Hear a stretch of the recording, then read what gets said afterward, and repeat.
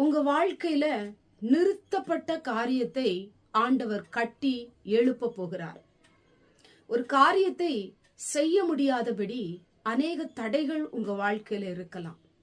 ஒரு பக்கம் மனுஷன் தடையா இருக்கலாம், பொருளாதாரம் தடையா இருக்கலாம், சத்துரு தடையா இருக்கலாம். என்ன தடை இருந்தாலும் இன்றைக்கு ஆண்டவர் உங்களுக்கு நீங்கள் நிறுத்தி வைக்கப்பட்ட அந்த காரியத்தை ஆண்டவர் உங்களுக்கு நடத்தி வைக்க போகிறார். அது கட்டி எழுப்பப்படும்படியாக ஆண்டவர் உங்களுக்கு ஒரு அற்புதத்தை அவர் செய்ய போகிறார்.